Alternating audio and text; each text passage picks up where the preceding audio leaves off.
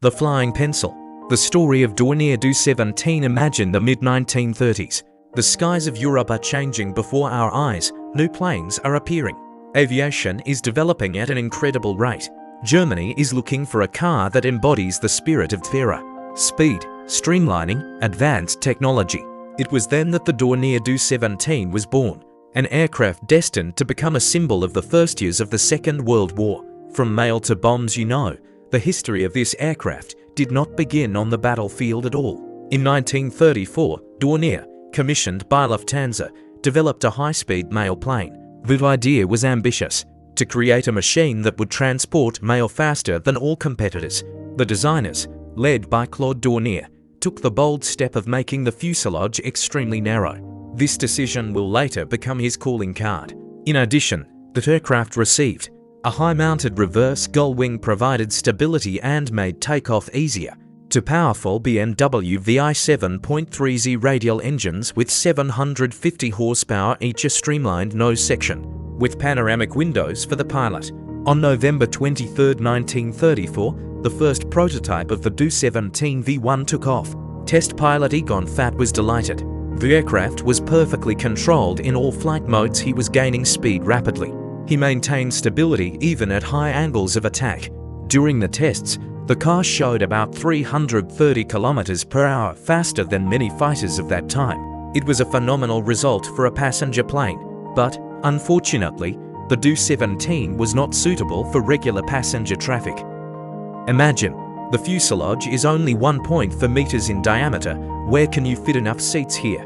And the small doors made it very difficult for passengers to board and disembark. In addition, the noise from the radial engines made the cabin extremely uncomfortable. As a result, Lufthansa refused to purchase, and the aircraft returned to the manufacturer. The birth of the Flying Pencil, that's where the Reich Ministry of Aviation intervened. After seeing how fast the aircraft was, the military offered Dornier to redesign it for combat missions.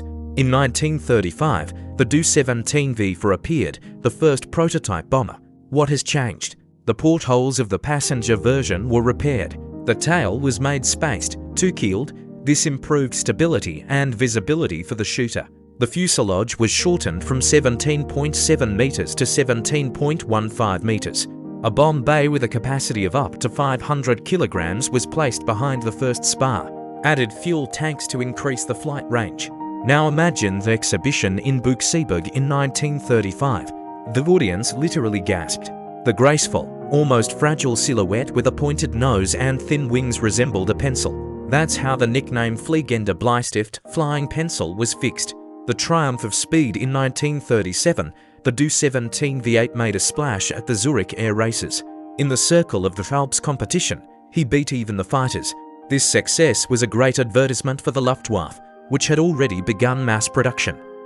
The same year, the Du 17E was first used in combat in Spain, where the German Condor Legion supported the François. Despite the encounters with the Soviet I-16, the aircraft showed a clear advantage in speed. He easily evaded pursuit. On a horizontal maneuver, he quickly dropped bombs and left the firing zone. He successfully carried out reconnaissance missions with minimal risk of interception. By 1939, the Du 17 had become the Luftwaffe's main medium bomber.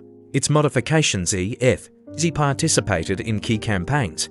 The Polish campaign, September 1939, they attacked railway junctions and concentrations of troops.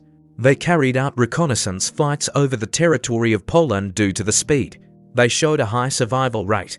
Invasion of France, May 1940, they supported the offensive of tank groups, bridges, and crossings across the Meuse were bombed. They operated in conjunction with Ju-87 dive bombers. The Battle of Britain, summer-autumn 1940, they raided industrial centres and airfields. Faced fierce resistance from Spitfire and Hurricane, they suffered significant losses due to weak defensive armament, weak points and sunset, but the war quickly revealed flaws that the designers could not eliminate. Weak weapons. Several 7.9 mm MG-15 machine guns could not withstand modern fighters. Even one Spitfire easily hit the Du 17, entering the dead zone under the tail. Lack of armor. The crew, the pilot, navigator, radio operator and gunner were practically defenseless. The cabin had no armor plates, and the fuel tanks were not protected. Limited bomb load. A maximum of 1,000 kilograms is noticeably less than that of competitors.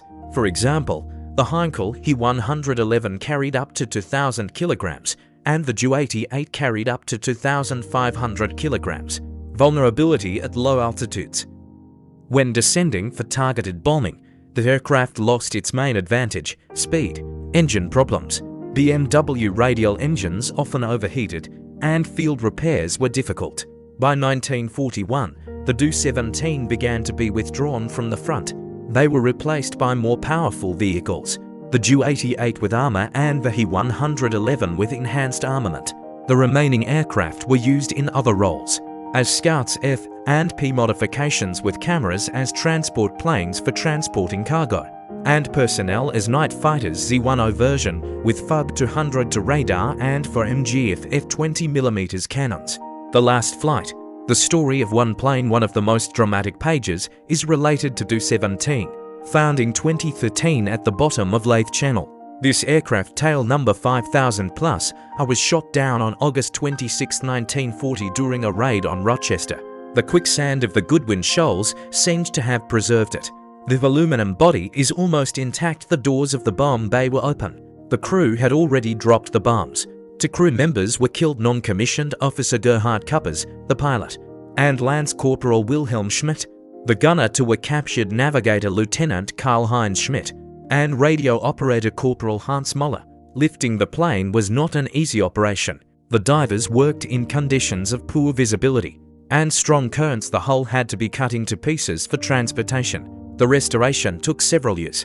Today, this Do-17 is on display at the Museum of the Royal Air Force of Great Britain. He became a silent witness to an era when speed seemed to be the key to victory. Heritage. A total of 2,139 vehicles were built according to various sources, from 2,091 to 2,159. Do-17 remained in history as an example of bold engineering is the narrow fuselage, which gave a 15 to 20% increase in speed compared to its analogues.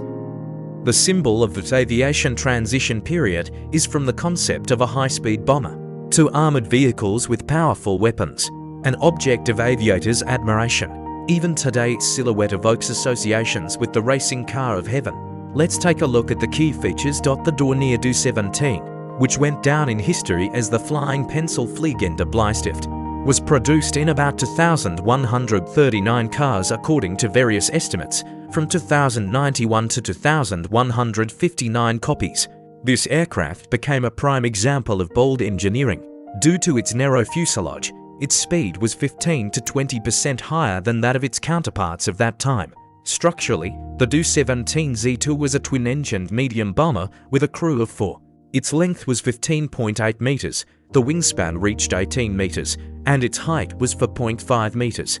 The wing area was 53.3 square meters. The weight of the empty aircraft was 5,200 kilograms, and the maximum takeoff weight reached 8,000 kilograms.